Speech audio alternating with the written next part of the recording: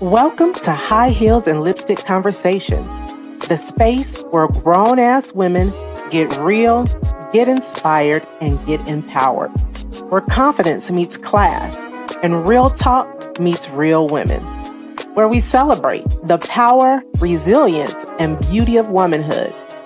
I'm your host, Nemia Carnese, your sister in style, success, and soulful conversation.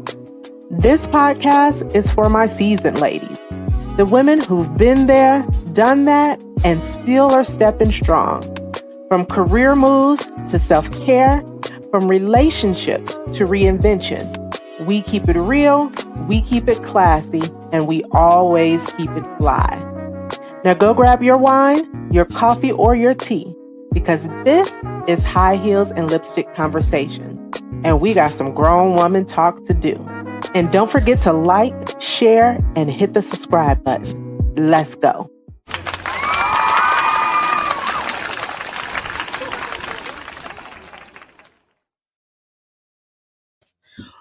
What's up? What's up? This is your girl, Nemia Carnese, and welcome to another High Heels and Lipstick Conversation on this evening. You are in for some good conversation this evening.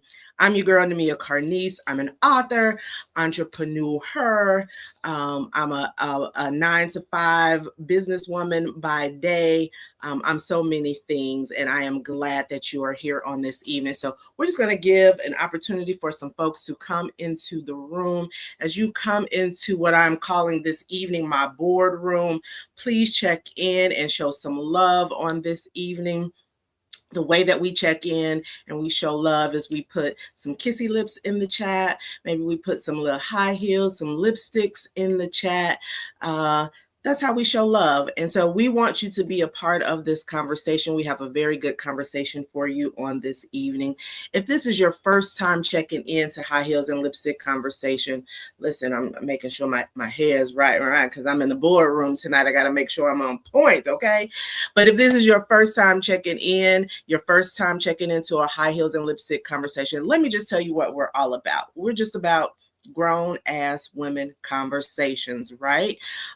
Much of our conversations are women centered. Much of our conversations are centered around women of a seasoned persuasion. When I say seasoned, I don't mean that we're old. I'm just meaning that we're grown. We're grown as hell over here in lipstick, High Heels and Lipstick Conversation, right? We so grown that you go in our kitchen and our pots and pans match, okay? Listen. We wash our dishes before we go to bed at night, okay? You know, we may be of a certain age where, you know, we've got to cut the fan on because it get a little perspiry. We are seasoned women, but we have learned all the lessons that we need to learn, and we are grown. We're spiritually sophisticated. We're spiritually minded, and thus High Heels and Lipstick Conversation. So thank you for being here on this evening. We got a good conversation that's ahead of. I first want to start before we even get into the conversation and say happy Black History Month, okay? If you are doing anything to celebrate Black history this month, let us know. Check in with us in the chat. Let us know what you're doing to celebrate this month. I heard, and I'm just mentioning this, one of a good friend of mine shared with me, I think last week, that this has been one of the most, what she would say, or at least a colleague told her, that this has been one of the most quietest Black History Months that she's ever encountered. And I think a lot of that has to do with the political and social climate that we are in right now. So listen, despite what's going on, despite, you know, the efforts to minimize what we as Black people have brought to this country, this great country of America that we say, and the contributions that we have made, If you don't celebrate it out loud, please do something this month to celebrate, to recognize, to promote Black History Month, because we are definitely contributors to this country. And so it should be celebrated out loud. Okay. So that being said, before we go even further into our conversation, I want to remind you, thank you for checking in, Kim. Kimberly sends her shout outs, her kissy lips, her high heels. Thank you for checking in with us on this evening. I want to remind you that I am an author, right? And I realize that I have not been doing a very good job at promoting, okay, my books that I have. So I have written 2 books. One, 7 Lessons for Her, 7 Lessons for Healing, Empowerment, and Restoration, and then Lipstick Affirmations. I have a Lipstick Affirmations book, which I am planning towards the end of the year to possibly put out a second edition to the Lipstick Affirmations. But I just want to take this opportunity to gain your support for those books. So let me show you, just so you can see what those books are. So that's 7 Lessons for Her, 7 Lessons for Healing, Empowerment, and Restoration, and then Lipstick Affirmations. And if you go to Amazon, I'm on Amazon. If you go to Amazon, you type in my name, Nemia Carnese, my books will come up and you can purchase and you can support, and tell me what you think about the book, and share. It's for women. It's all about embracing wisdom. It's all about healing, the things that I am in this phase of my life as a woman, the things that I am aligned with. I'm all about good vibes and positivity, and I'm a girl's girl. And so I put a lot of energy and effort and thought into those books and to my brand and what I want my brand to be about. And I think about where I am in this phase of my life. And so, I'm healed in a lot of ways, right? Like I'm still growing in a lot of ways, but there's a lot of things that I've overcame.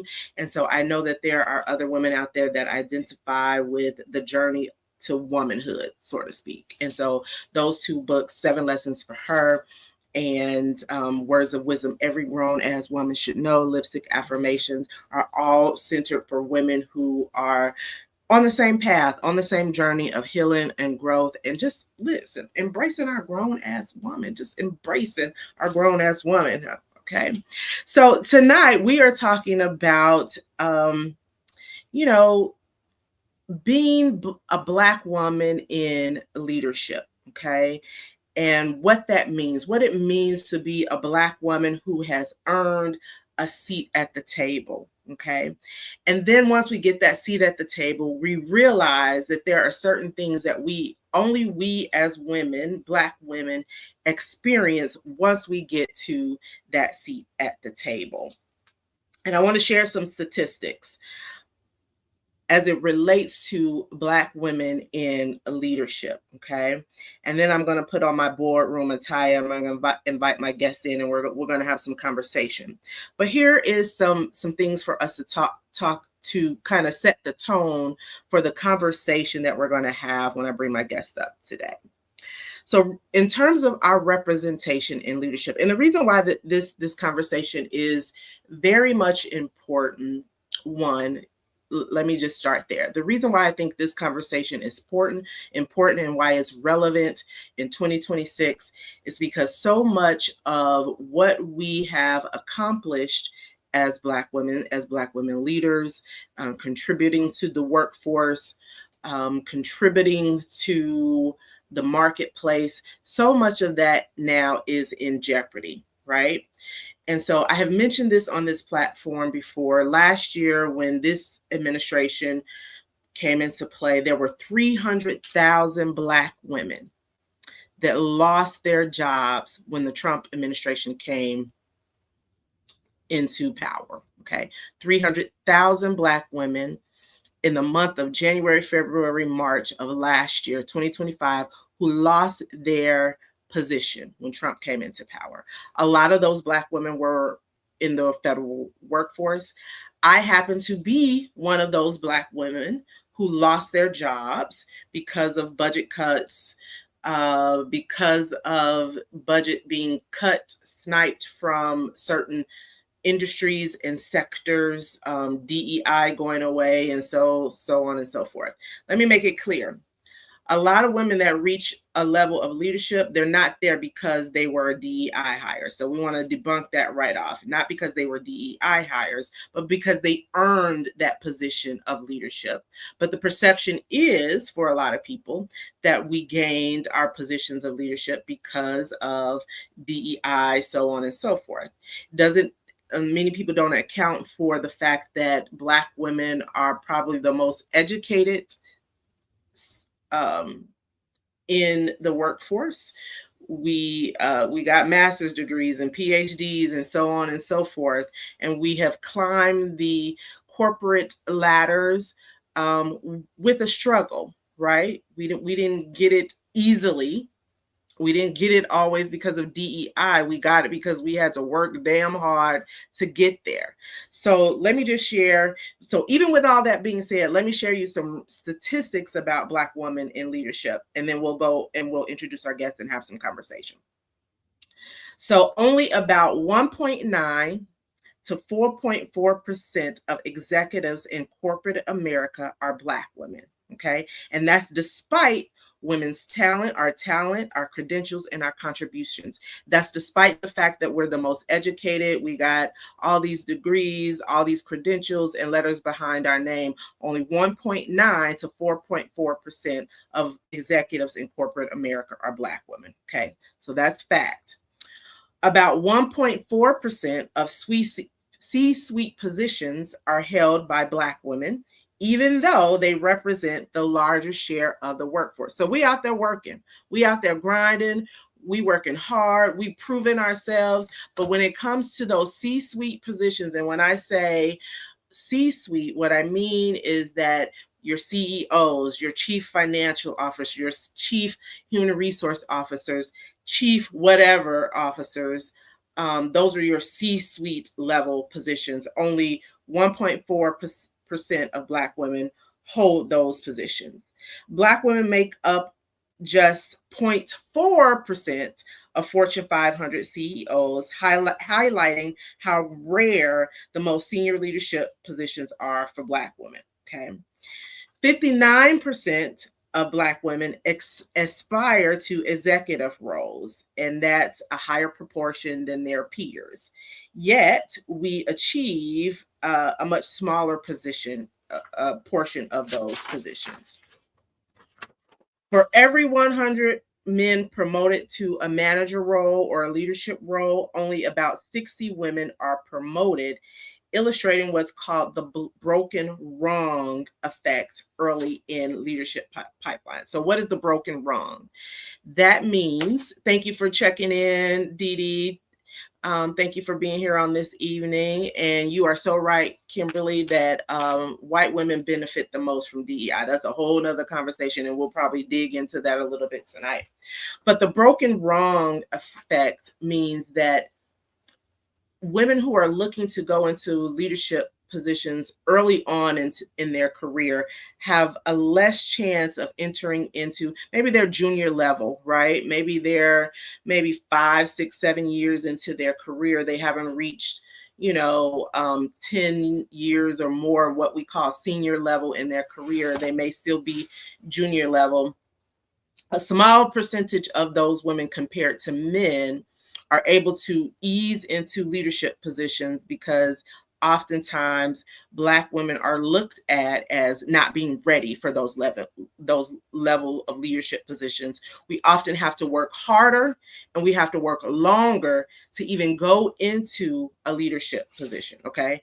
And that's compared to men. So even though Black women are doing their thing, we're the most educated, blah, blah, blah, we are still feeling a lot of impact in terms of being underrepresented and underappreciated in terms of leadership. Okay.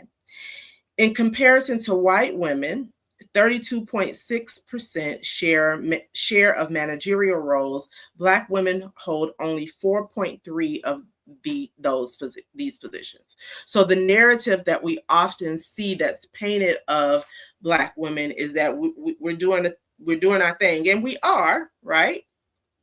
We're competitors, but it takes us a long time to even reach the ceiling where we can break the glass ceiling, right? It takes us a long time to get there in comparison to either our white counterpart, women, white counterparts, or men. Okay, it takes us a long time to get there.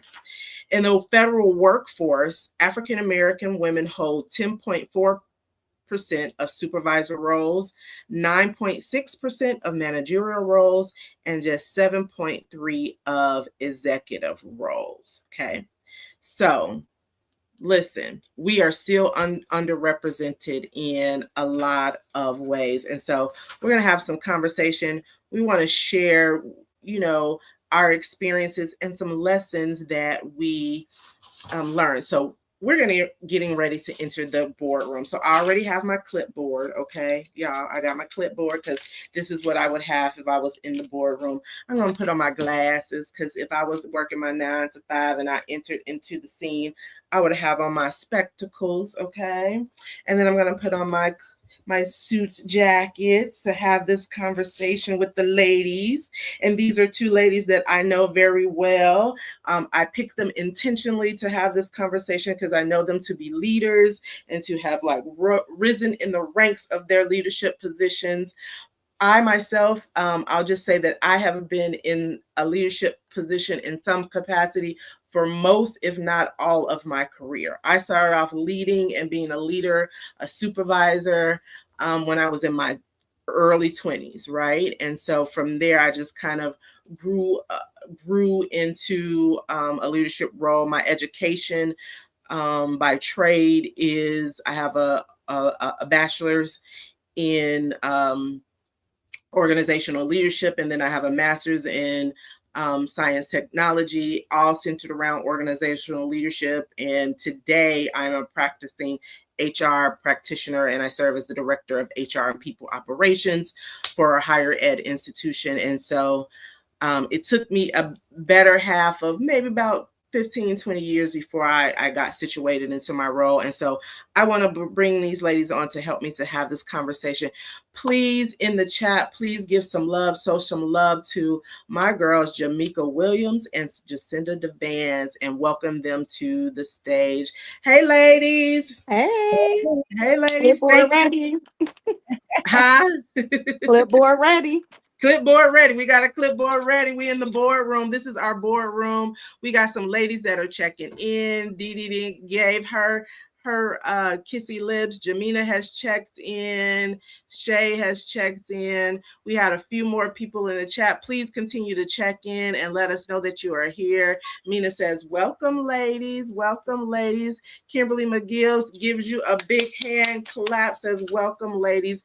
Thank you, thank you, thank you for having this conversation. Darian gives her big hand claps. My soror, our soror, Darian gives her big hand claps for tonight. We want you to be a part of the conversation, ladies. So please, as you have questions, as you have thoughts, please don't hesitate to enter those questions, those thoughts, and so forth in the chat. I do want to begin this conversation just by kind of scanning the audience. I got a few people that have joined this conversation. How many of you in the chat, share in the chat, put a 1 in the chat, are in leadership positions in your career right now? If you are in a leadership position, maybe you're a director, maybe you lead a team, you're in a lead position, you have a team, put a 1 in the chat or share what your particular role is so that we'll know.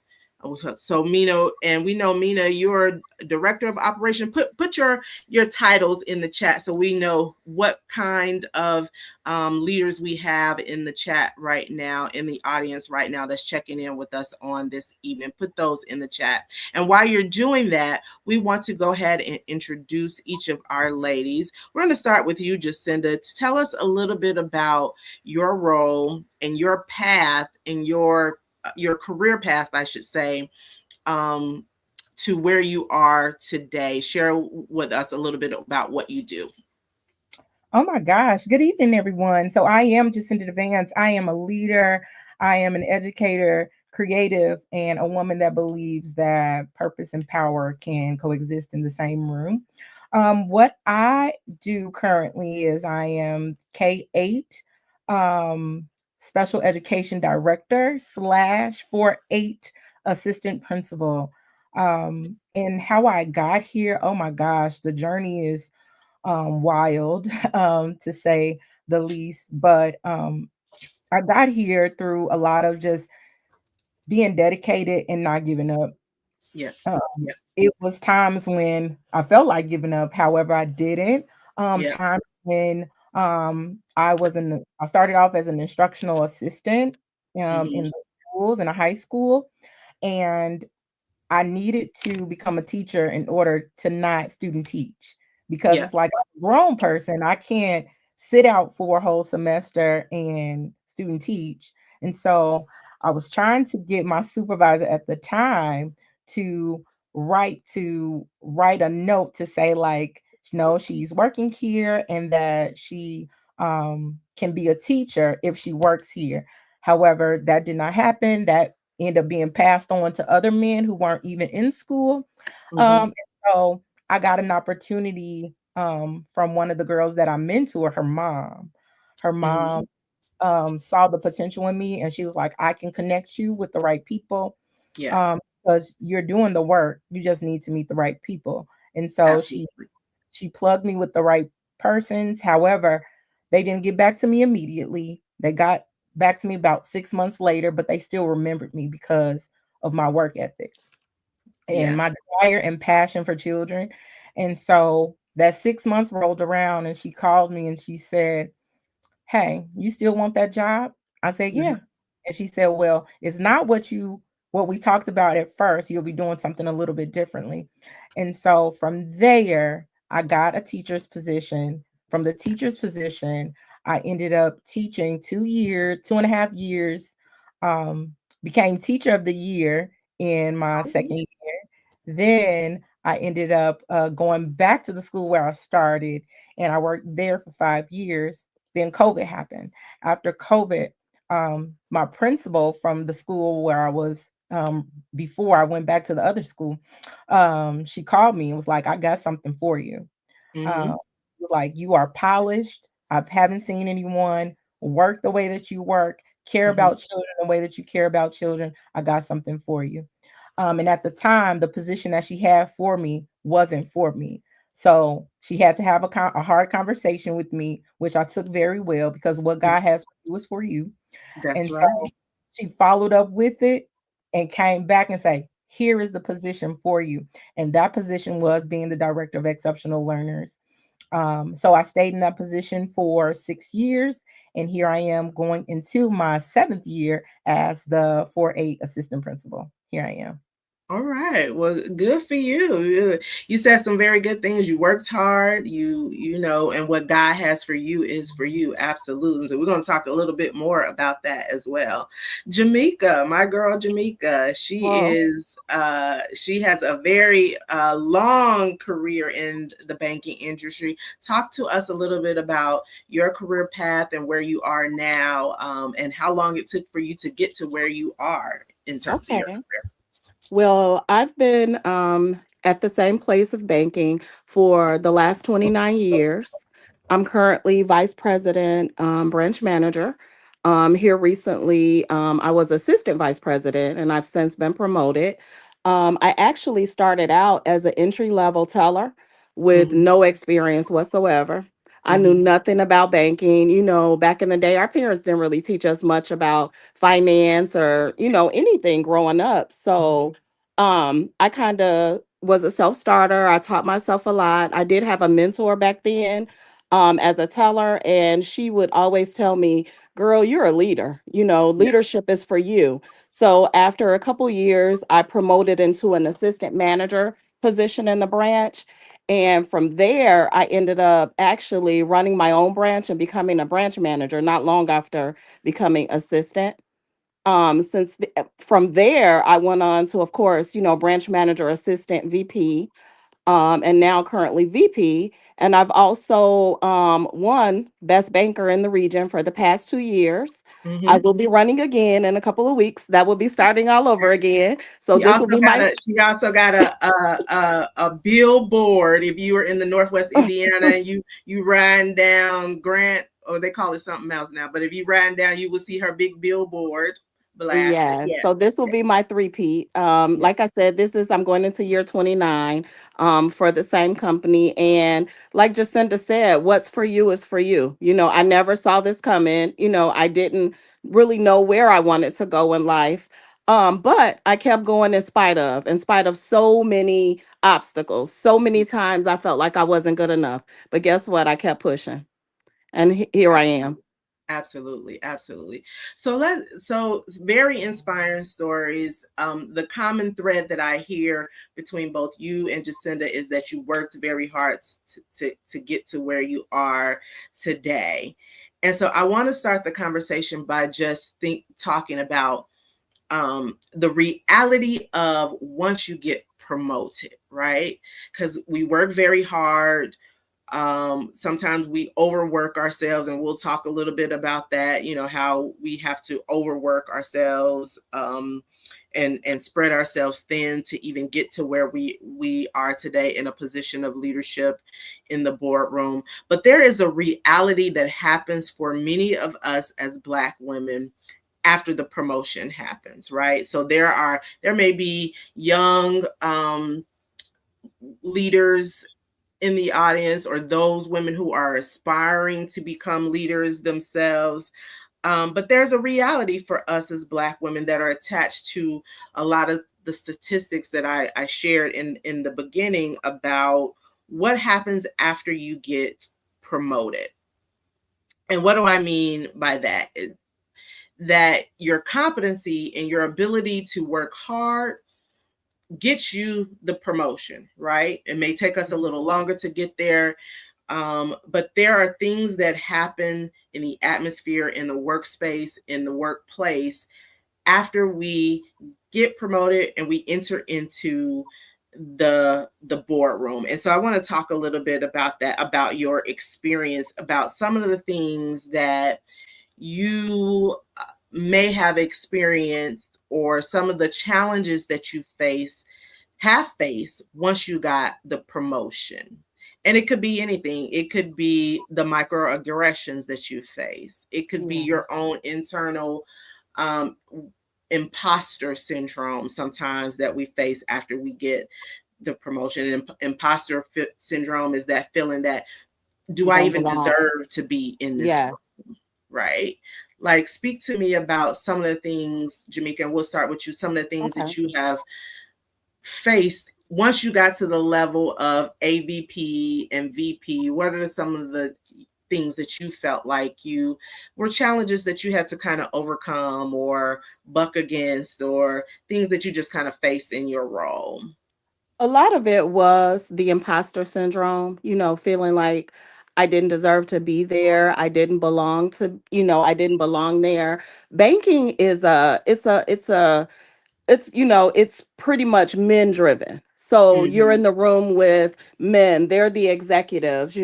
Black women in banking, we face so many barriers. Mm-hmm. So including, lack of representation at the executive level. You don't see Yep. many of us in the executive level. We're more in the junior level. Yep. So just feeling like I deserve to be in these rooms, I deserve to be heard, I have a voice is kind of Yep. what I struggle with. Yeah. Did you face any of those kind of challenges, Jacinda, as you kind of moved up the ladder in your career? Because imposter syndrome is real, right? It's a real thing. It's something that we don't talk enough about, I think, in terms of how we get into these spaces, in these places. Sometimes we're the only Black leader, Black, you may have other leaders, but sometimes we are one of the lone leaders, Black leaders in the space, and it comes with challenges. What are some of the challenges you think you faced? One of the first things that I experienced was um, we were in a room and it was just a group of all new leaders. We were all new because our organization had just started. And so I checked my Facebook, and two of my white counterparts had already tried to friend requested me so they can kind of like do the rundown, I guess, to see like who is she, how did she get here, why is she where she is. Mm-hmm. Denied. Mm-hmm. How did she get the role? What Yeah, made her qualified? Yeah. exactly. Denied. Don't friend request me if you haven't even said hello, good morning. Would you like a Right. cup of coffee? So those were some of the things that I experienced in the very beginning. But oftentimes, people will challenge your intelligence, Oh Mhm. yeah. That's a challenge big your one. That. intelligence and their ways of doing things as opposed to your ways of doing things. So I've experienced a lot of that. Um, and I gotta go back to prayer because prayer Mm-hmm. really helps me keep myself together so I don't Yeah. lash out on people. Yeah. But but those different microaggressions, I can talk all night about those microaggressions. Mhm. Yeah, Mina says it's really real, and I'm gonna assume Mina, you're talking about the imposter syndrome, especially coming from where we come from, young Black girls, or Black girls coming from an urban environment, Gary, to be specific. Sometimes there is this sense of how did you get this role, and micro imposter syndrome and microaggressions are probably one of the biggest challenges that I have faced as I have kind of grown up the ladder in my leadership role. And I was sharing with you ladies, and actually this happened just last week.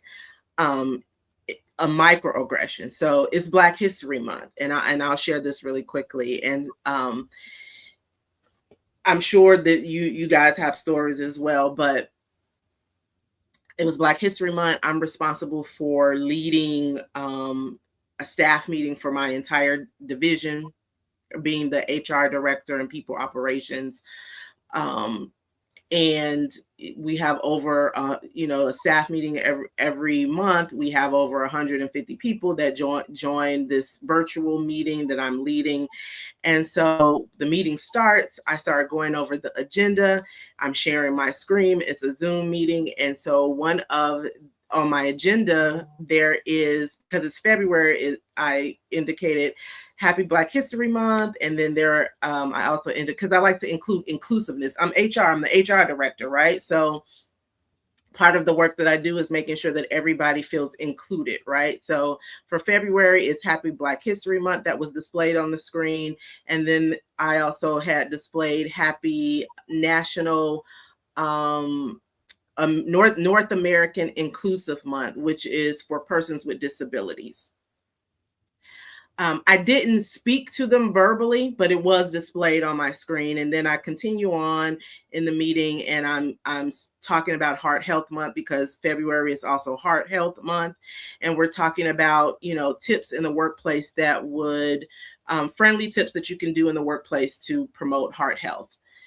So as I'm presenting and doing my portion of the staff meeting, I get a private inbox from a colleague in the division. I have not met her personally because the division is pretty big. I have not met everybody personally.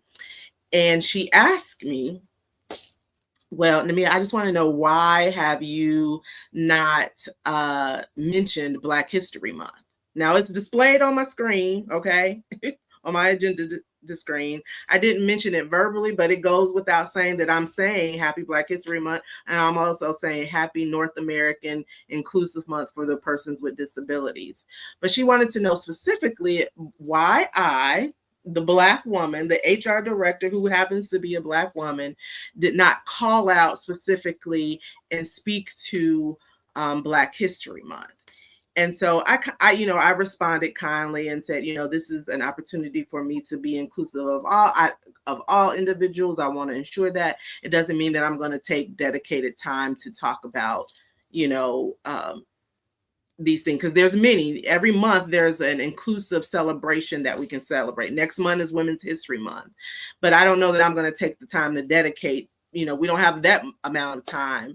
And so I was very frustrated by that question because it made me feel like, one, are you policing my Blackness? Or She two, are was. you trying to invoke something because of the political climate that we're in, so on and so forth? And so to me, that felt like a microaggression in terms of trying to either test me, invoke me, or antagonize me. And so I think I say all that to say that we probably face that more times than we realize. Sometimes microaggressions are presented in such a way that we don't always catch it in the moment.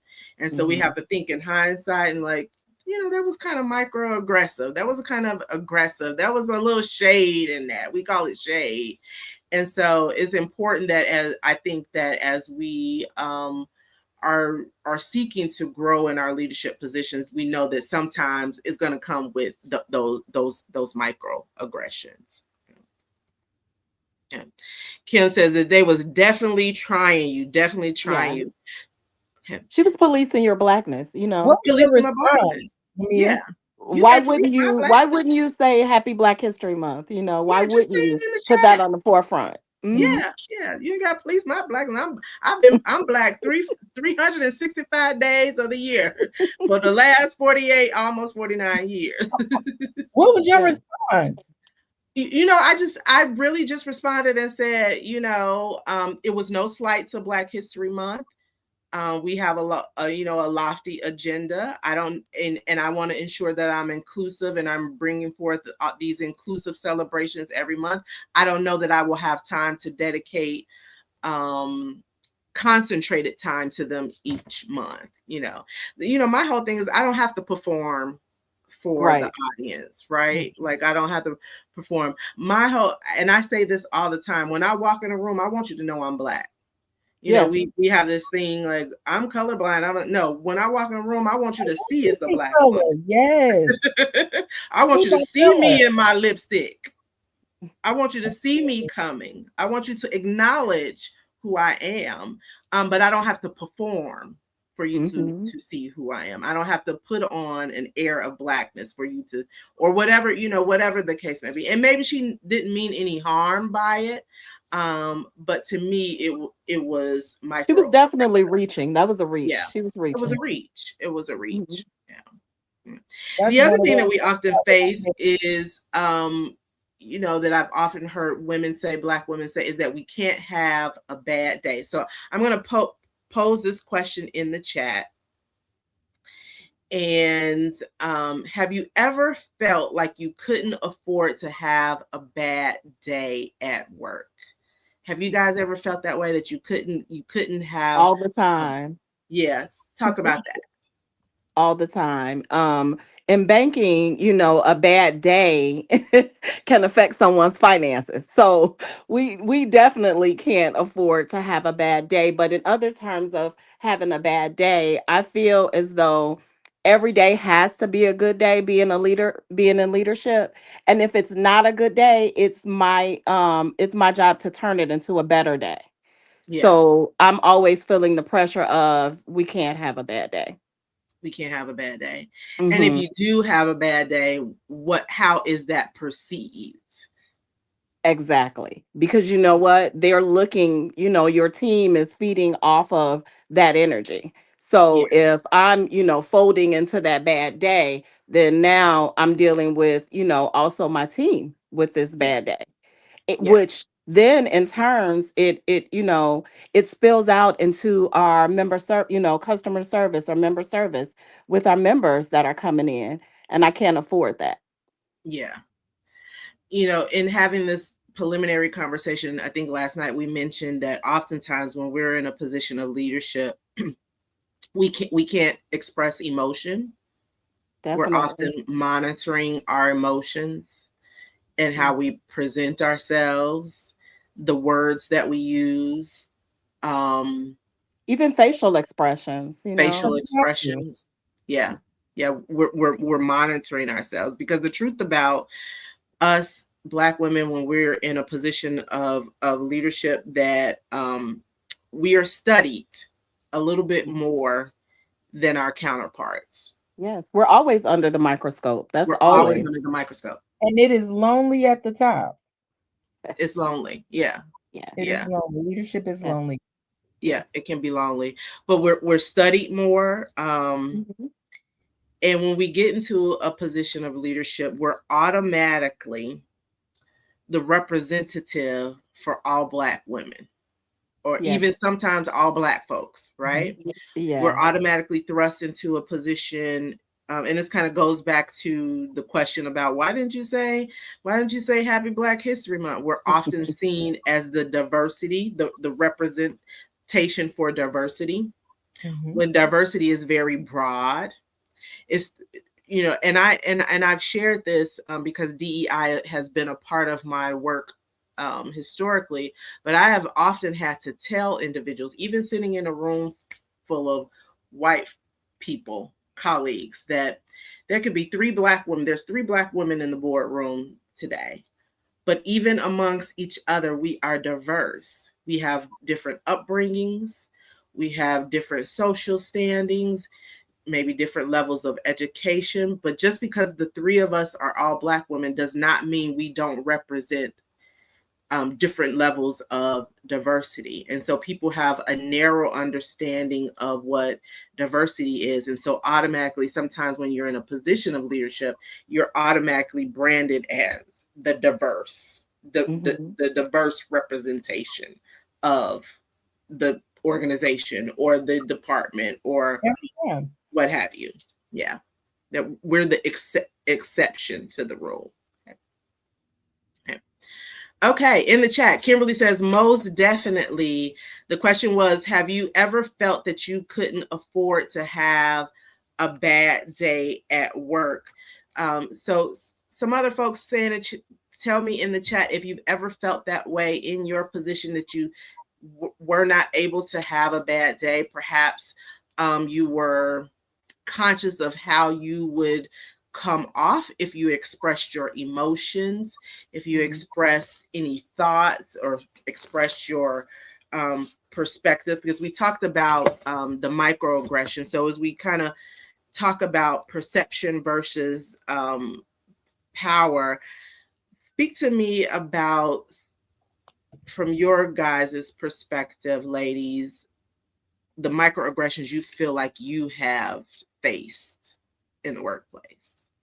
You can share any particular For, stories that you might have had. you know what? For me, recently I had a review from a manager that was, it definitely did not reflect my work. Mm-hmm. And it came from a person who has basically really doesn't know me. He didn't know me to really review me. And I just feel like, he's just a man judging, this Black woman in this Black area and not really knowing where I'm coming from. Mm-hmm. And he did, and I did speak up about it. He in turn went to upper level management. We had a meeting, blah blah blah.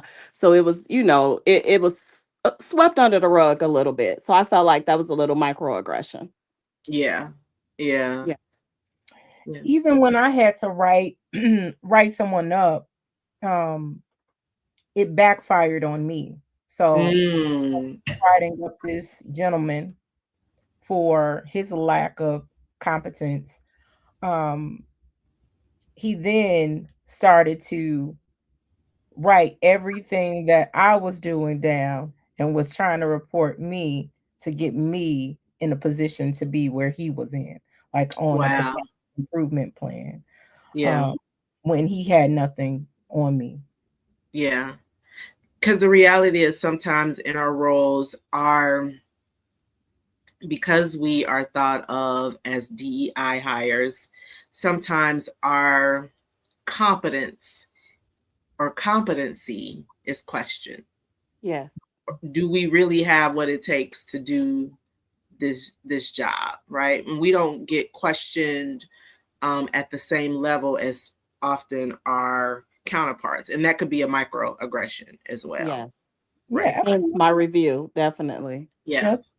I Mhm. feel as though I have been the most disrespected um in my position, and I feel as though if I was a white man or a white woman or even a black man, I wouldn't have gotten disrespected in the ways that I've been disrespected. Yeah. Yeah. And how so? Like what ways do you feel like you have been Just disrespected?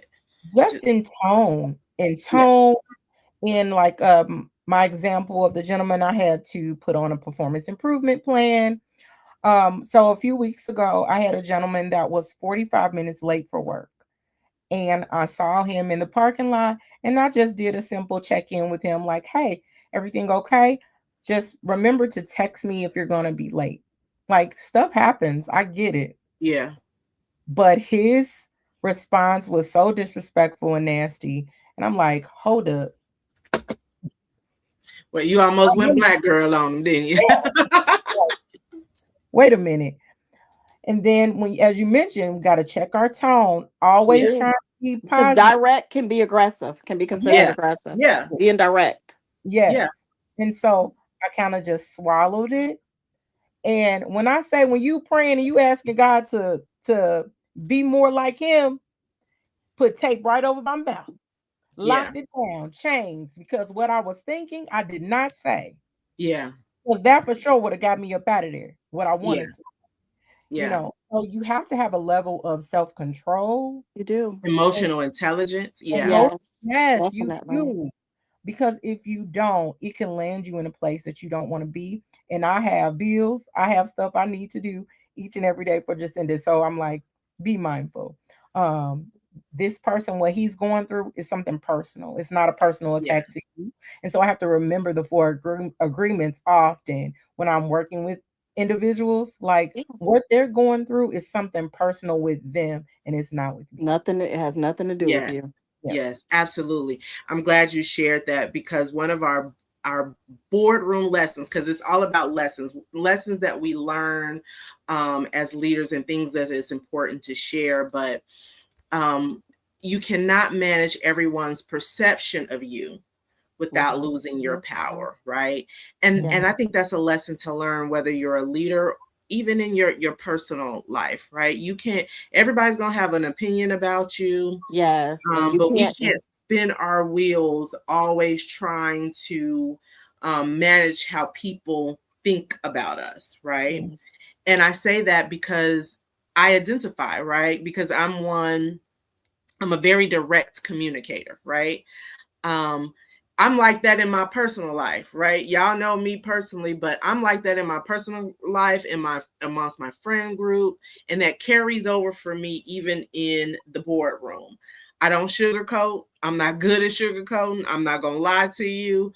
Um, as an HR professional, I've learned how to finagle and finesse my words, but over time, I've had to learn how to I guess sort of speak, soften my words or be add a little sugar to that tone. yeah, Mm-hmm. to my grandma used to say all the time, sometimes people can receive things a little better if you put a little honey on it, Mm-hmm. right? And that's one of the things that she taught. And so I have learned and growing in making sure that I put a little honey on my wording, because sometimes as a Black woman, and Dee said it better, they always try to bring out the angry Black woman. Mm-hmm. Sometimes the way that we express ourselves when we're very direct communicators could be perceived as the angry Black woman, right? Mm-hmm. But that's And exhausting. That's yeah, exhausting to have to put it's honey exhausting. on Because stuff sometimes we every day. have to leave things unsaid, because of fear. Yeah, Yeah. A lot of times we can't really speak what we're truly thinking at that in that moment. Assertiveness is Mm-hmm. often labeled before it's even understood. yeah, Mm-hmm. Like, I am being direct because, for one, I don't want you to play with me because I'm not to be right, played with. This is right, serious. And what I'm in charge with is a serious thing. I'm in charge of children and their lives. And so for you to come to work 45 minutes late is not serious. right. It's a Mm-hmm. joke. So the assertiveness it has a purpose. Yeah, It's not that I'm just being direct and assertive to you just to be nasty to you. It's no. You have a Yeah. job to do, sir, and this is serious. Right. We have a job to do and it's serious. But we often find ourselves monitoring ourselves. And Darian has an experience. She said she can remember early in her career getting a phone call from her secretary telling me to watch our district manager. A peer and I were both reviewed for promotion. My production, 360 reviews, etc., were superior to hers, but I was not recommended for the promotion. Corporate HR sent my review back to the manager and told him to rethink the summation and recommendation for promotion. We were both promoted. She never trusted the man after that. Thank God for a good secretary and assistant. Yeah, yeah. It's a real thing. It's a real thing. And but I think we would do well as leaders, as Black women in leadership, where we are, and I call this just being self-aware, right? And so times where I have had to challenge my direct reports or challenge why they did things the way that they did things, or challenge their thoughts. I have had to be conscious of the way that I say things and making sure that I'm saying things in a way that brings clarity, making sure that I'm saying things in a way that brings that I'm teaching, that I'm mentoring, that I'm using that opportunity to mold other leaders. And I think that's an important attribute for those of us that are leaders. Kim says, I've learned over the years that some people don't like direct communication. They don't like it. But specifically when it comes from Black women, it's viewed in a whole other perspective. And I have been in a situation where I'm being very direct, and I have made the whole room quiet and silence because I've been very direct. And so I've had to go back to my office and say, damn, could I have said that another way? Could I have given that information or that knowledge or that directive in another way, so that it wasn't perceived as me being this aggressive Black woman? Because the truth of the matter is we are viewed in that way, whether we like it or not. Yeah. So, okay. So again, the lesson is you cannot manage everyone's perception without losing your power. It's important for you not to lose your power. So in that lesson, it's important for you, instead of shrinking, to refine your communication style. Because I think even as leaders, as Black women leaders, again, it's important for us to be self-aware. So sometimes you have to refine how you communicate. Sometimes you have to go back to the office and think, hey, can I have said that in a different way? Can I have said that in a different manner? Could I have done a different, had a different approach? And I have had to do that even with some of my direct reports, come back and clarify and re-clarify, my intentions. But we also have to stay grounded, and then we have to sometimes sharpen our communication skills. But this does not mean in any way that we shrink ourselves, right? We know your shit, because sometimes you have to know your shit. Okay. Well, you definitely have to know your shit. What's helpful for me when I know I have to have a crucial conversation is sometimes I'll plan the conversation out. Yeah. So that I can practice that a few times, so that by the time I have to have that conversation with a direct report, I've kind of already played out how it can potentially go. So that's helpful as well. And it keeps you on task with the conversation. It keeps the flow. Yeah. Yeah. Darren says, I think Trump's unorthodox leadership style will help Black women in senior leadership. Think about it. I think it works for Trump, Darian. I think his unorthodox leadership style works for him because he's a white male.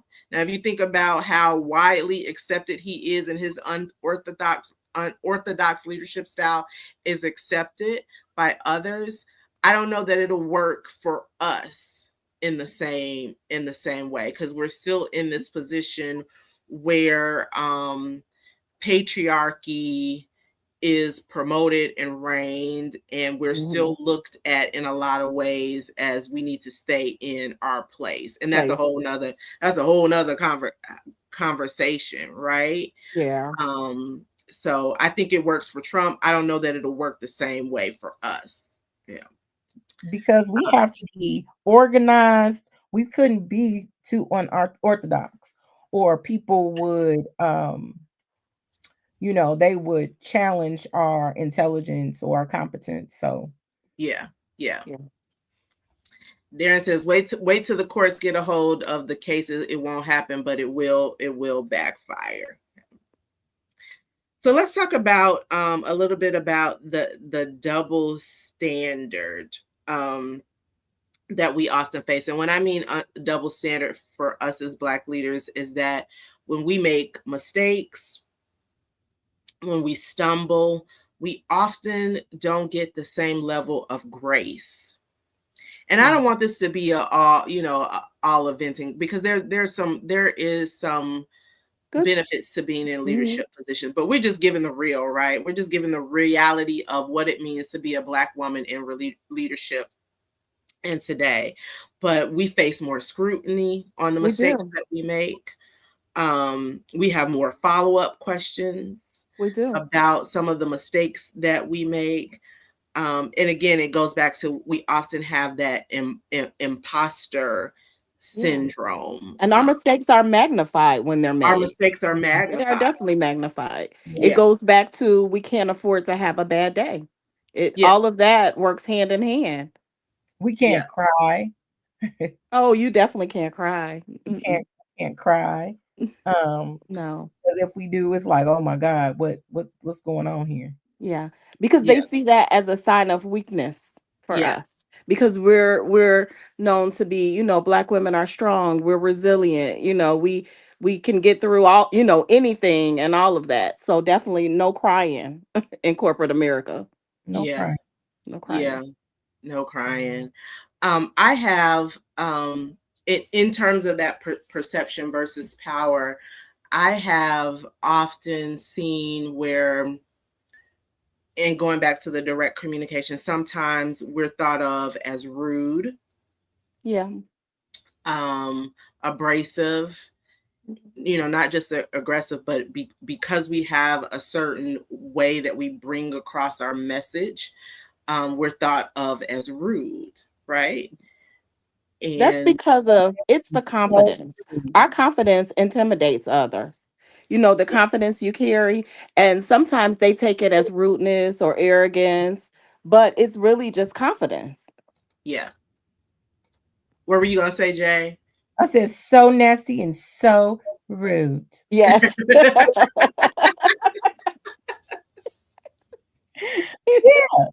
We can't. I mean, it's hard. You really have to just be mindful. I feel like sometimes being in leadership is like walking on eggshells. Yes. It is. Yeah. It is. It really is. I think you have to you enter into the workspace or the boardroom with this consciousness, especially if you are in a position where you're the only one, right? You're the only Black face in the boardroom amongst all of your white counterparts. You are often, you automatically go into this space where you are monitoring yourself, right? Or you're very conscious that you are the only one in the room. Yeah, you're making sure that you don't say the wrong thing, right? That you're speaking properly. You're always, you're checking yourself. We check ourselves a lot. Code switching in those rooms. Code switching. That we got that down pat, right?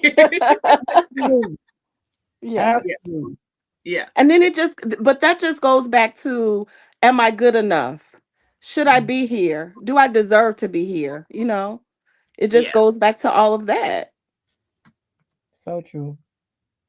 Okay, so another boardroom lesson. This is another, because we're giving lessons, right, in this conversation. Do not internalize systemic bias as personal inadequacy. sometimes, I don't necessarily see in the DEI space. We call and I shared this last week with someone else, but in the DEI space, we often talk about subconscious biases, right? I think we have now, and subconscious just means you don't even realize you're full of these biases about certain segments of people and things of that nature. Mhm. That is just subconscious, right? It's just Mhm. natural. You just feel how you feel. You know, all Black women are thought to be strong Black women and resilient and Mhm. so on and so forth. And so that could be a subconscious bias because what you have seen in music, what you have seen on the TV, what you have seen in politics, so on and so forth, because we have this stigma of always being strong and aggressive and so on and so forth. But that's But because, Nikki, we got to, when the house is burning down, they Yes. want us to be the fire women to come in with all the hoses and all the water and put the fires out. And yes, and make sure everybody's safe on top of all of that. And make yeah, sure everybody says, you know what, Yes. Jamica Save so the world while you're at it. Mhm. yeah, but at yeah, the same time, we go through so much scrutiny Mhm. on the job. But at the end of the day, when the shit is hitting the fan, Yeah. they want us to come save the day. Yes. absolutely. And I've seen it over and We over have to we again. have to stay ready. You have to Stay it ain't ready. no getting ready. You got to Stay Right, stay where ready. everybody had a Yeah, little you right. bit. don't have time to get ready. You got to stay ready. Yeah, Right. and it's the double standard, right? And it talks of, we talked about, like, it's kind of unwritten in our job description, and I have seen it in every role that I have been in every role where I have had the pleasure, and we'll talk about mentorship and things of that nature, but I have had the pleasure of being under the leadership of some very um, beautiful Black women Mhm. throughout my career. So I have had the pleasure of being under the leadership of both white women, white men, and Black women. And so all of those come with different variations of experiences, right? Like, you may get one experience from being under the leadership of a Black woman, and so often what I have experienced is more of, I study Black women leaders, especially if they're good at their job. So I have sat Mhm. at the feet of some Black women where I have studied them, and I have observed how they lead, how they come into the room with their softness, because they had to be soft, right? Because if you come into aggressive, it's going to be Mhm. perceived as something else. I have observed the leadership of white men, and that comes with a different dynamic. And sometimes those can be your um if we're just keeping it real, sometimes white men can be your biggest advocates, right? Yeah. And then I have sat under the leadership of white women who have felt very intimidated by my presence. And so all of those kind of leadership, me sitting under those mentors or leaders have come with different experiences. And so you have to handle each of those situations differently. But you can't internalize, going back to the boardroom lesson, you can't internalize biases and as personal inadequacy. You got to walk in there with confidence and know that you deserve to be in the Mhm. room. You deserve to be in the room. You got to do away with the imposter syndrome. You worked very hard to be there. You deserve to be in the room. You grinded for years and years on top of years. You deserve to be in the room. And so I think the imposter syndrome is really a bigger nuance to a lot of us who are in leadership positions than we often realize. And you know what, Nikki? Sometimes that the microaggressions and the imposter syndrome, it's also felt as you're leading your team. You can also Yes, get that from your team as yes, well. Not necessarily just, upper level management or the executives. At times, we as Black women, we face that with the teams we're leading, yeah, depending on how diverse are the teams that you're leading. Yeah. Or even with myself, my teams have been a little bit diverse, but it's been more managing Black women, other Black women, Yeah. and that's not an easy task either. Not an easy task. So Can we talk about that? Can we talk about how hard sometimes our own sisters, our own yeah. people are sometimes very hard to deal Hmm. with and to manage, right? Yes. Mhm. Yes. I think this is just from my experience in managing other Black women. They want special privileges for themselves Yes. that because they are your sister, they want the special. Yes. I had Yeah, a new hire years ago mention to some of the white women in the office that I wasn't as friendly as she expected, and I wasn't. She used the term Black enough, shockingly. wow. So yeah, Wow. Yeah. Yeah. Because it comes with a certain expectations because they want you to come in and honey chow them, yeah, girlfriend. yeah, And yeah. yeah. Yeah. Yeah. So when you come polished and very structured She in was a your new hire, so I was very businesslike. We had not even had much communication with each other at all. So she didn't even get a chance to know what type of leader I was or what kind of person I was even. So yeah. that was Yeah. just her perception of me. Yeah. So, the point is that we're fighting a lot of perceptions. I do want to go back to a point that you made, Jay, about us coming into a space as leaders, and we have what's called the unwritten job descriptions, right? And so oftentimes as Black women, as leaders, we come into the space, into a leadership position, and we have to be the mediators. Hmm. We are the ones that shift the culture.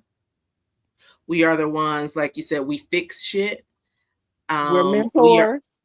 right. We're the translators. We're the culture stabilizer. We're the informal mentor. When things fall apart, we are often the ones that they call To fix to it. fix shit, to get Hmm. it back on, to course correct, to Hmm. get things, to get folks together, to to shift things. So there is a heavy burden often that is laid upon the breasts, the shoulders, the head of Black women who are in leadership positions because we work very hard. Oftentimes we overwork ourselves. We sacrifice time with our families, our loved ones, our friends. And We're we take taking work home. We take work yeah, home we with take us. work home. We're taking calls after 5. We're texting. We're answering emails, Hmm. because we have conditioned ourselves to work 10 times harder to be in the position that we're in. So we're constantly in this mode of proving ourselves, and so we work ourselves in such a way that we become indispensable. Yeah. And so I was talking to a young lady the other day, a staff member, and she was looking to take some time off. And her manager, they're just like up in a frenzy. Like, really, they don't even want her to take an extended time off because she has done so much to lay a foundation for the department that she works in, that she has become the go to person. Hmm. And that's the part of leadership as a Black woman that we often don't talk about, that we work ourselves in such a way, we prove ourselves in such a way, that we become the go-to person. That if Mhm. we even leave for a day, 2 days, go on vacation, we're afraid that all hell's gonna break loose and shit's gonna fall apart. The And holder that's of so true. everything. Yeah, the We holders of can't even be sick, we can't. I myself, I'm guilty of that, being that, me feeling too. like I have to be there, forcing myself to, even through sickness, being there. So Mm. yes, Yeah, definitely. yeah. Yeah.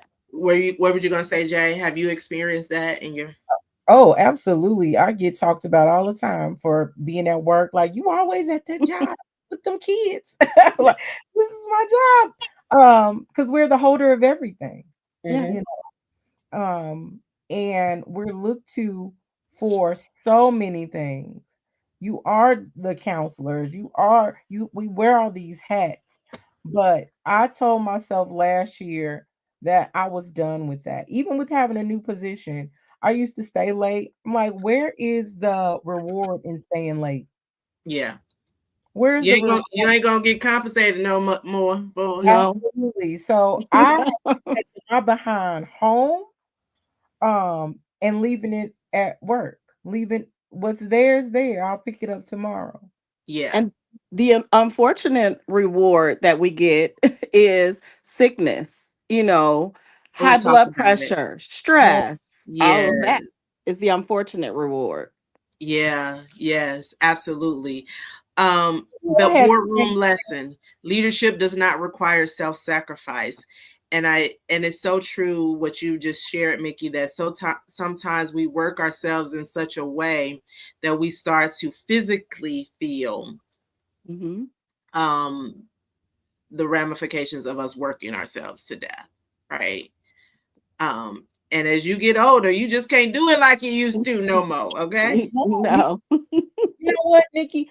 I knew that I was in a different place when we were having meetings in the mornings and it was taking me away from my workouts.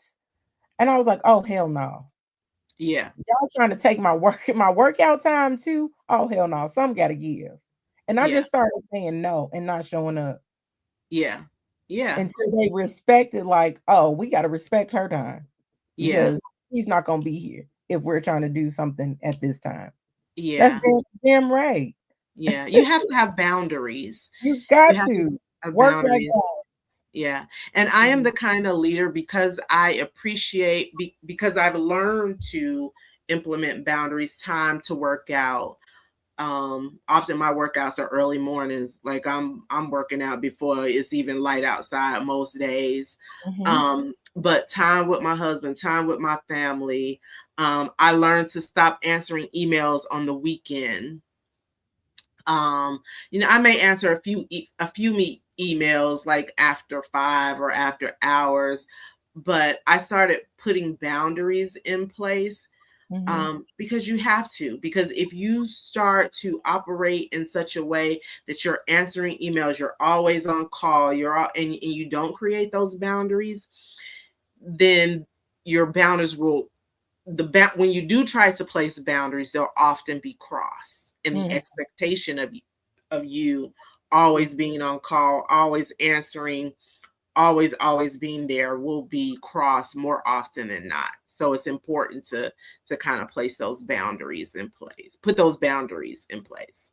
So leadership does not require self-sacrifice. Sacrifice. Yeah, self-sacrifice. Right.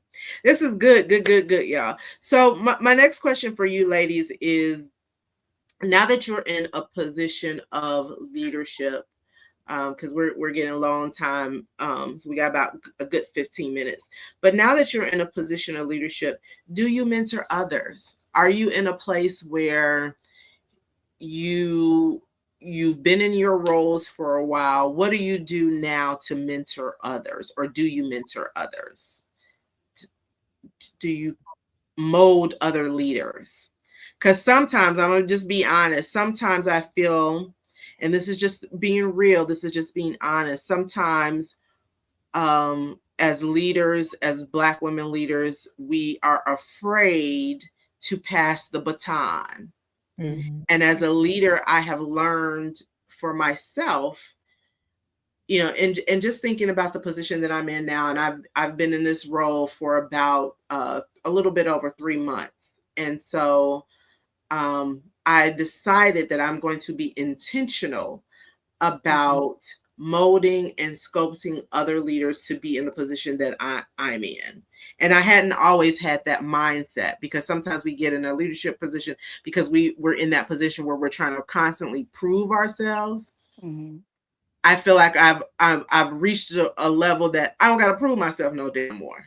So I need to be intentional about my junior direct reports, those who are more junior, who may not have the 20 years of experience that I have in HR, about molding and making sure that they reach their highest potential, and getting a leadership position. So do you feel you're now at the point in your career that you can mentor others?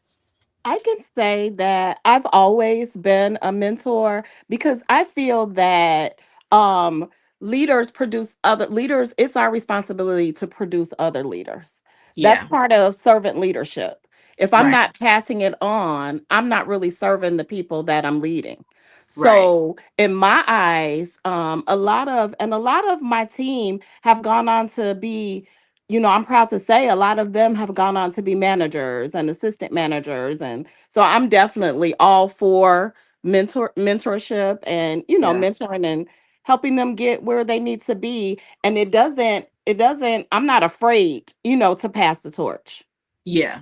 Yeah. And sometimes we're afraid, if we're honest, sometimes we're afraid to pass the torch because we are in a position where our competency has been questioned, our abilities have been questioned. It makes it harder for us to pass the torch. Or we get in such a place where we feel like we have to have tight control of everything.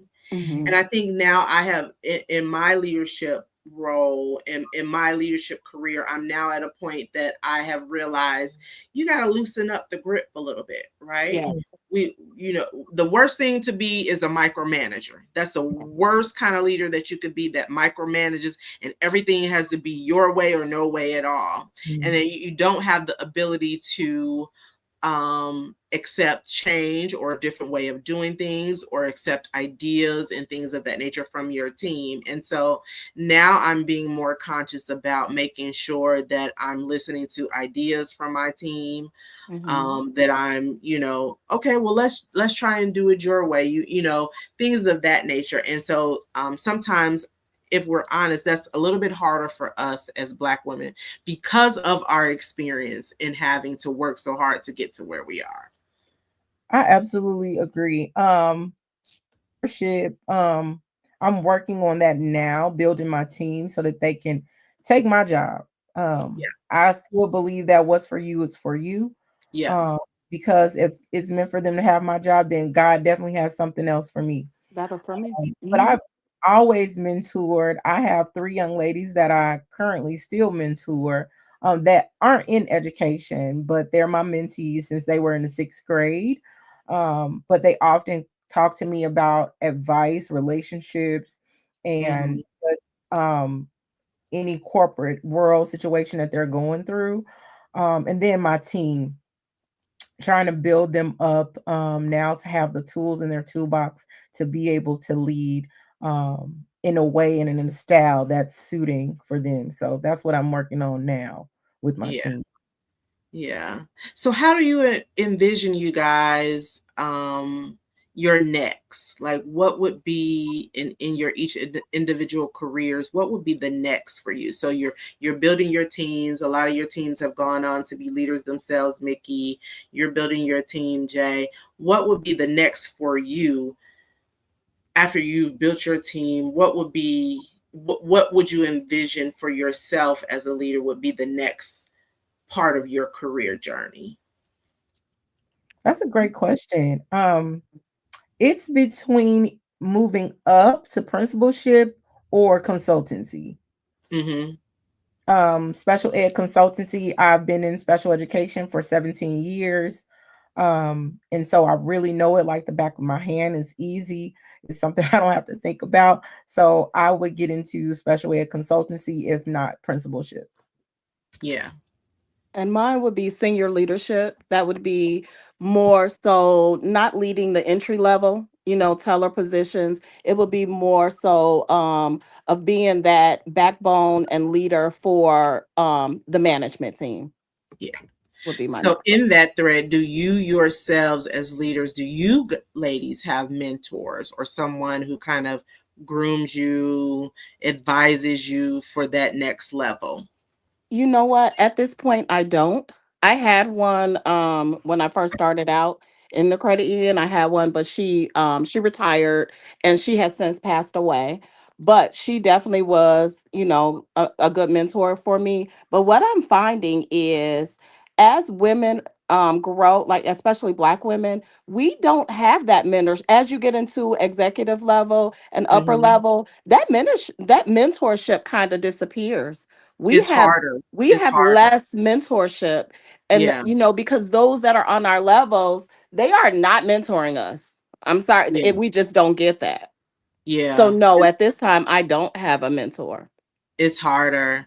Yeah, and that's so true. I have found it is harder for me to find, and for me, it's important to connect myself with other Black women leaders. And I think sometimes that's to a fault, right? Like Hmm. sometimes we relinquish ourselves to having other mentors who are Black women like us, but sometimes we have to look outside of our own, right? Mhm. And we have to connect with others who may not be Black women like ourselves. And so the boardroom lesson in that regard is we have to be intentional about who we align ourselves with as we think about the next for Level. our careers, right? So we are mentoring others, but it's also important for us as leaders, as Black women who are leaders, to have mentors ourselves. What, you look like you're gonna say something, Jay. Oh yeah, I have several mentors. So I have a mentor for everything, every entity I think in my life. Um, I have been blessed to be a part of a fellowship that I'm in my second year with. And with that fellowship, I have two mentors that have helped walk alongside me with this. My CEO has also been instrumental in putting people, connecting me with the right people. So I've had a slew of mentors that have helped guide me and walk with me through this journey, and that I still connect with each and every day on different types of things that I may be doing. So yeah, Yeah, mentorship is so important. it's And important. also sponsors too. Yeah, Yeah. yeah. But you Sponsors. know what? A lot of Black women also, they aren't mentors because a lot of them did not have any mentors. A lot of them had to get it out of the mud. So, Yeah, if most of you us had have to to get get it it out out of of the the mud. mud, you don't know to mentor someone because you never had that. That's So Yeah, true. that's why that yeah. stigma is there. Yeah, and we don't have that, and then I think it also goes back to the fact that we have to realize that we can't be, we've worked so long and so hard in our positions, we become gatekeepers of Hmm. information, right? Yeah. Mhm. And so we got to be able to relinquish, right? Like I have been in roles and been in positions with people, and this just isn't just significant to Black women, but I've been in positions where the person that is leading me, or my boss, or my supervisor, gatekeeped because they were intimidated. They didn't want to pass down information and things of that nature. And so I vowed to never be one of those leaders that would gatekeep Hmm. and not be a proponent of getting a person to that their I've reached this level, and so I want to be a proponent of getting someone else to that next level. And so we got to be careful that we're not gatekeepers of information because we're trying to secure our own role or Yes. secure our position. But you're right, sometimes it's harder for us to have that trusted partner or that trusted mentorship, Hmm. but it's important. It's important for us to be strategic in terms of who we align ourselves with, and that we're strategic about who we connect ourselves with, who sponsors us, things of that nature. All right, ladies. So listen. We have had a full conversation. There's some folks in the chat. Mina says most of us have had to, um, and I hope that you've gotten some valuable lessons out of tonight. So here's where I want to kind of end the conversation, because we could probably go on and on and on, but I don't want to belabor too long. And I want to give each of you some dedicated time. I want to give you some time to kind of think about this, Jay. You some time to think about this, Jamica. But if you had any advice to give, um, a young Black woman who is looking to get into the position that you're in as a leader, or a young woman, period, right? What advice would you give the next woman that's looking to rise to your level of leadership? You can think about this. Also in the chat, I'm asking you the same thing. So those of us who are leaders in the chat, what advice would you give to the next young woman who's looking to rise in the ranks and leaderships? What advice would you give that person who came to you and said, hey, give me some advice? What advice should I take, particularly as Black women, right? Because our experience is unique. I've run down all the statistics about what we experience in the workplace, how we often are looked at as aggressive and intimidating, how often we experience imposter syndrome, how often we have to monitor our emotions and monitor our language and things of that nature. All of these things that we experience that are unique to us as Black women, as leaders. So what advice would you give to the next woman? So this question is for the chat, and this question is for my panelists. What advice would you give to the next young Black woman that's looking to grow in the ranks in a leadership position? What is your most honest, your most realist, most thoughtful advice that you would give that woman? I would tell her, girl, don't walk into a room asking for permission. Walk into a room with confidence and purpose. Yes. Every time. Don't Yes, ask for that's good. permission. Walk into That's the room good. with confidence and purpose. I like Purpose. that. Absolutely. Mine would be take the initiative to learn everything you can, because knowledge is power. That's the one thing that's going to help you to grow. You have to be prepared and polished. You have to be prepared and polished. Yes, Mhm. you have to be prepared and polished. My advice is enter into the room and be strategic. I would say to take moments to think and observe before you speak. And that's not minimizing yourself, but I have found for myself, when I have been most effective, that is when I've taken moments to just step back and to observe the room and then insert myself and speak. And also, your quietness does it not equate to weakness, right? So Mhm. sometimes we think leadership we always have to have the answers. We We have to always be have to be, loud. we Yes. always have to be loud. We always have to be the first one to Hmm. speak up. We always have to be in the forefront. That does not necessarily equate um, to leadership. But sometimes leadership is just being quiet and observing before you Hmm. speak. Lisa said, and thank you for being here on this evening. Lisa's also our soror from the West. Said the pause is powerful. The pause is powerful. She also says that my advice would be to know your core values and stay aligned to them no matter what. Stay aligned to them no matter what, right? Um, don't minimize yourself in such a way that you don't bring your Black woman magic with you, right? Sometimes we're afraid to be seen as the Black woman in the room. Bring it with you. It's okay. Bring your vernacular and all of that. Don't go in ghetto and reality show love and hip hop. But it's okay to express yourself as a Black woman and to be unique in who you are. And that's completely okay.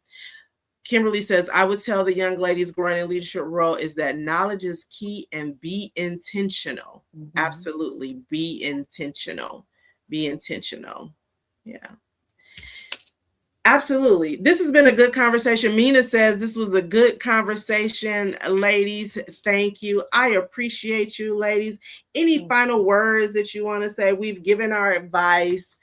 and things of that nature. What do you want to leave people with beyond the advice that you have shared on this evening? You want to leave the audience with anything I other would than you say said? continue to be the leaders that you are, whether you're in a leadership position or not. You are what with the being intentional, be who you are and know who you are, is what I'll say. Absolutely. Know who Whatever you are. you do, stand on business, ladies. Hmm. Stand Stand on business in your Yeah. Chanel shoes. You know what I'm saying? Yes. Yes. Show up Hmm. confidently. Know your stuff. Look Hmm. professional. Speak professional. Be professional. Yeah. Yeah. You know what? When I learned, when you know, and I call it, excuse my vernacular, I call it just knowing your shit, right? Yeah. When you know your shit, Nobody you can take are that away from undeniable. you. You're Yes. Somebody undeniable. said you can pop your shit all you want to, because I Pop know your it. shit. Pop Yes. your shit. Know your shit. You are undeniable. And I think historically, and this is a whole nother conversation, if we dig into Black women and our leadership and how hard we have worked and things of that, we have always had to pop our shit. We've always had to know our shit. Improve And ourselves. yes, Always have and to prove prove ourselves. ourselves. And sometimes that can be exhausting, but when you know what you know and you stand on business in your Chanel shoes, they ain't even got to be Chanel, baby. They can be, they can be Jennifer Lopez shoes, whatever shoes you wear. Stand on business and be confident and firm in that. And I always like to end these conversations with a little what I call lipstick affirmations, obviously. But tonight's lipstick affirmation, and you can repeat after me. Repeat after me, ladies. I do not shrink to make others comfortable. I do not Do not shrink. shrink to make others comfortable. I do not apologize for clarity. I do I do not not apologize apologize for for clarity. clear. I lead with confidence, I lead with confidence, wisdom, Wisdom wisdom, and strategy. and and strategy. strategy. And as a Black woman, I belong in every room my excellence enters. And As a as Black woman, I belong in every room my excellence I elect enters. excellence enters. You got that position not just because you were a DEI hire, it's because you worked hard to get there. And so I just want you ladies to be encouraged. I want the ladies that checked in.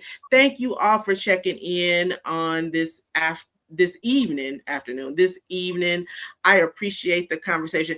We could have probably went on and on and on. There's so many layers to this conversation, but I think we gathered some of the most important pros and cons of being in leadership. And I appreciate you ladies for being here on this evening. I know y'all got to go to work tomorrow.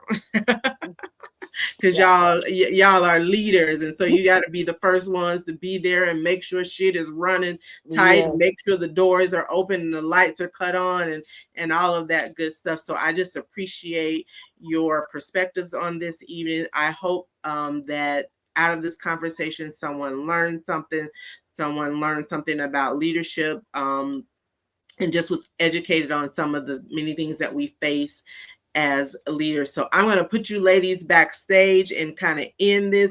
And if you can just hang out backstage for me really quickly while I end. Thank you for being here. Please show my ladies Jamica and JaCinda some love in the chat. Put some kissy lips in the chat, some high heels in the chat, just to show your love on this evening for their conversation. I appreciate your perspectives that you brought on this evening.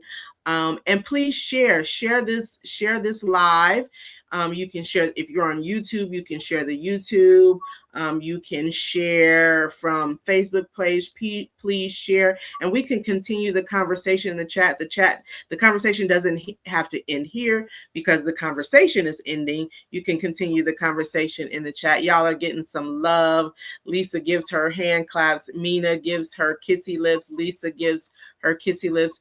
Thank you, ladies. I appreciate Carlotta gives her kissy lips and her lipsticks on this evening. Sabrina gives her kissy lips. Thank y'all for checking in. I appreciate you on this evening. Okay, ladies, I'm gonna put you backstage. Hang out for me just a few seconds. I'll be there real shortly. All right, thank y'all. I appreciate y'all on this evening. So listen, tonight was a good conversation. We're going to continue to have conversation. Next month, the month of March, is Women's History Month. So I am cooking up something very special for you ladies for Women's History Month. We want to just talk to some local history makers, some women who have made history. So I'm cooking something very special for you guys. In the meantime, I need y'all to do me a favor because I am getting back into podcasting. I took a little bit of a hiatus in 2025, so I'm getting back. And so it takes a little work to get myself in and work myself in the algorithms on YouTube, in the algorithms on Facebook. So if you could please visit my YouTube page and let me bring up my YouTube page so you can have it.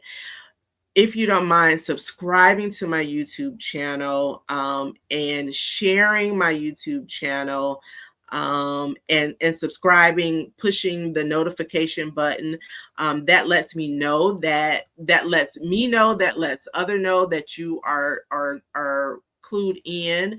And so I'm just going to drop that link in the chat. So please subscribe to my YouTube channel.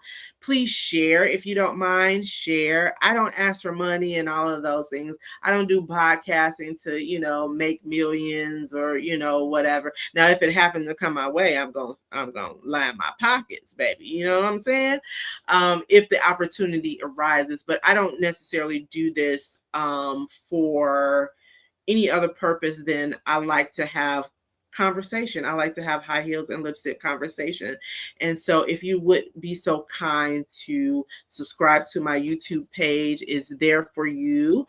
YouTube page is High Heels and Lipstick Combos. Please subscribe to my podcast pages, which on Facebook are Nemia Carnese, High Heels and Lipstick Combos, or you can catch me at High Heels and Lipstick Combos. Please subscribe to those social media pages to help me to just kind of work myself back in the algorithms. Also, the books that I have shared, 7 Lessons for Her and Lipstick Affirmations. Again, you can go to Amazon, type in my author's name, which is Nemia Carnese, and those books will come up. And please consider supporting. I appreciate your support on this evening. Don't forget that our lipstick affirmation, not to shrink and make others comfortable. Please stay connected to me so that you are always in the know of when I'm going live. I try to make sure that I send out an email, or put a blast out on social media, things of that nature. But I just appreciate the support that I get. And just help me to grow the audience. Listen, this podcasting thing is not easy, right? Like when you work a 9-to-5, I'm a 9-to-5. I work a day job. I have a home that I'm catering to my husband and all of those things. So sometimes it takes a little initiative. So I just appreciate whatever support that I get and garner and have from you. And I just appreciate you guys for always checking in. So until we meet again in March, during the month of March, where it's Women's History Month, where I'm cooking up something nice for you.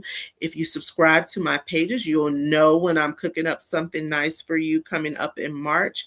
But until we meet again, smooches, have a great day. Have a great rest of your week, and I will see you soon.